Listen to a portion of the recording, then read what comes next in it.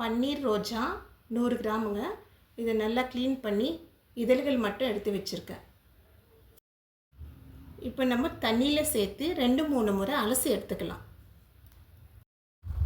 இப்போ பாத்திரத்தில் 1/2 லிட்டர் தண்ணி சேர்த்து தண்ணி லேசாக சூடான பிறகு இந்த க்ளீன் பண்ணி அலசி வச்சுருக்கிற பூவை சேர்த்து நல்லா வேக வச்சுக்கணும்.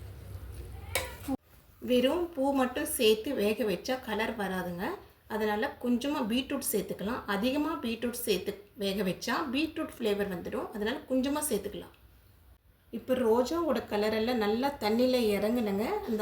அது வரைக்கும் நல்லா வேக வச்சுக்கலாம். நான் பீட்ரூட் கொஞ்சமாக தான் சேர்த்துருக்குறேன். அதனால் கலர் அதிகமாக வராது. இப்போ ரோஜா பூ நல்லா வெந்துடுச்சுங்க. கலரும் மாறிடுச்சு. இப்போ நம்ம ஸ்டவ் ஆஃப் பண்ணிவிட்டு வடிகட்டி எடுத்துக்கலாம். இப்போ ஒரு பாத்திரத்தில் 1/2 கிலோ சர்க்கரை சேர்த்துக்கலாம். சர்க்கரை சேர்த்துட்டு இப்போ வடிகட்டி வச்சுருக்கிற ரோஸ் வாட்டர் சேர்த்து நல்லா திக்காக வர வரைக்கும் நல்லா கொதிக்க வச்சுக்கலாம்.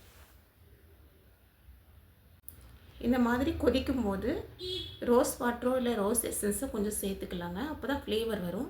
இது ஆப்ஷனல் மட்டும்தான். வேணுமென்னா சேர்த்துக்கோங்க, இல்லைன்னா நீங்கள் ஸ்கிப் பண்ணிடலாம். நான் இப்போ ஒரு டீஸ்பூன் ரோஸ் எசன்ஸ் சேர்த்துக்கிறேன்.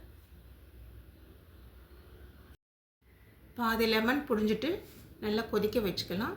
இப்போ நல்லா கொதிச்சிடுச்சு, திக்காகிடுச்சு, ஆற வச்சுக்கலாம்.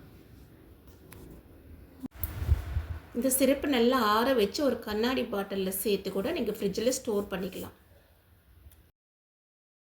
இப்போ காய்ச்சி ஆற வச்ச பாலை ஒரு டம்ளர் எடுத்துக்கலாங்க.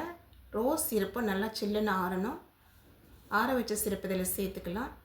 நான் பீட்ரூட் கொஞ்சமாக தான் சேர்த்துருக்குறேன். அதனால் கலர் மைல்டாக தான் தெரியும். அதிகமாக சேர்த்தோம்னா பீட்ரூட்டோட ஃப்ளேவர் இருக்கும். அதனால் லைட்டாக தான் எனக்கு இந்த ரோஸ் மில்க் கலர் வரும். பாருங்கள், கலர் லைட்டாக தான் இருக்கும். இதில் எந்த ஒரு கலரும் சேர்க்கலை. அதனால் இந்த மாதிரி தான் இருக்கும். உங்களுக்கு தேவைப்பட்டால் கொஞ்சம் மேலே கொஞ்சம் நட்ஸ் சேர்த்துக்கோங்க, நல்லாயிருக்கும்.